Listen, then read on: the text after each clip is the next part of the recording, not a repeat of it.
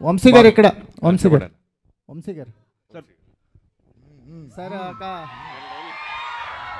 Sir ఒక dream come true లాగా అనిపిస్తుందా మీకు? ఎందుకంటే బాలకృష్ణ గారి కాంబినేషన్లో మీరు ఎప్పటి నుంచో ఒక సినిమా చేయాలని ట్రై చేస్తున్నారు.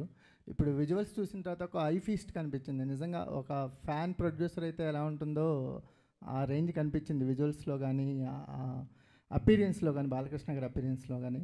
సంక్రాంతికి ఒక ఒక అవుట్ స్టాండింగ్ ఫిల్మ్తో రావటం అనేది ఒక సాంప్రదాయం అవుతూ పోతుందా? అంటే లాస్ట్ ఇయర్ ఈ ఇయర్ కంటిన్యూ సంక్రాంతికి వస్తున్నారు. అంటే ముందు మీరు అన్నట్టు నేను బాబీ అదే ఇప్పుడు లాస్ట్ 20-30 years నుంచి బాలకృష్ణ గారిని ఎలా చూస్తున్నారో అలా కాకుండా కొత్త రకంగా చూపిద్దామనే ఇప్పుడు విజయ్ కార్తిక్ అన్నని జైలర్ అయిన తర్వాత తను తీసుకురావడం, ఇట్లాంటి విజువల్స్ ప్లాన్ చేయడం. బాబీ చెప్పినట్టు ఇది అసలు మీకు నథింగ్. సినిమాలో ఒక 5 బ్లాకులు నేను 5 బ్లాకులు చూశాను.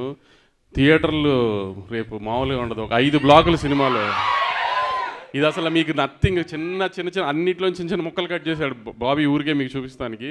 అసలు మీకు ఇంటర్వెల్ షాట్లో ఒక సగం స్క్రీన్ డివైడ్ అయ్యి ఒక చోట ఒక సైడ్ బాబీ డియోల్ గారు, సైడ్ బాలకృష్ణ గారు ఉంటారు. ఆ సీన్కి మీరు వెయిట్ చేయండి. బాబీ గారు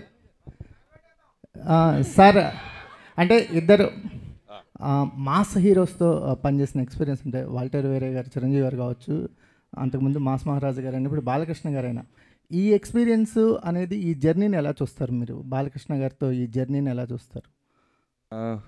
బాలకృష్ణ గారితో జర్నీ అనేది ఎలా ఉంటుందంటే, డైరెక్టర్ అంటే నిజంగానే ఆయన ఒక ఇంటర్వ్యూలో చెప్పినప్పుడు నిజంగానేనా అనిపించింది. ఒక స్టేట్మెంట్ ఇచ్చాడు ఆయన ఒక సినిమా ఇంటర్వ్యూలో, డైరెక్టర్ అంటే మా నాన్నగారులాగా అని.